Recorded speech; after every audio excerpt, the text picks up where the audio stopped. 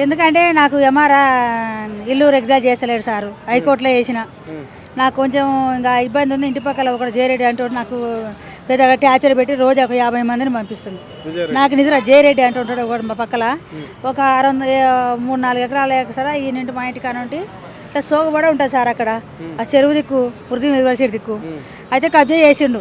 చేసి నా మూల కూడా నా ఇల్లు కూడా దాంట్లో కలవాలి అని చెప్పి వీడికి ఆడికని అలాగ మెసేజ్ పెట్టి లొకేషన్ పెట్టి రోజుకు ఒక 50 మంది ఇంటికి పంపిస్తాడు. నేను పోలీస్ స్టేషన్లో కూడా పెట్టినా ఉన్నాయి, పోలీస్ స్టేషన్ పేపర్లు కూడా ఉన్నాయి. హైకోర్టులో వేసిండ్రా నాకు అన్ని ఉండమంటే కూడా లేదు మాకు వీడు చెప్పిండు ఈడుకుందంట జయరెడ్డి పంపించిండు ఈరారెడ్డి పంపించలే పేరు మార్చుకుంటా రోజు 50 మందిని పంపిస్తుండు. రోజు కొట్లాడుతున్నా సార్ నువ్వు ఏమన్నా సార్ నిద్ర కూడా పడతలేదు, రోజు లొల్లి అవుతుంది సార్ గిట్ట చేస్తుండు ఎంఆర్ఆ నాకు పట్టయ్యండి సారు, నాకు పక్కన గిట్ట చేస్తున్నావు సారు, నువ్వు ఆనికి ఇచ్చినామంట పేపర్లు ఎట్టిస్తావు సారు, నా ఇల్లు ఆని పట్ట చేసినామంట నాకు ఆనికి ఎట్టిస్తావు సారు, అది నాకైందని పేపర్ తీసుకొని వచ్చి నా ఇంటికి. నేను హైకోర్టులో వేసిన నీ దాని 35-40 సంవత్సరాలు నేను తిరుగుతున్నా, ఇల్లు కట్టుకున్నా ఉన్నా, నేను రేకులు వేసుకున్నా, ఆనికట్ట చేసినావు సార్ అంటే నాకు తెలియదు అదంతా.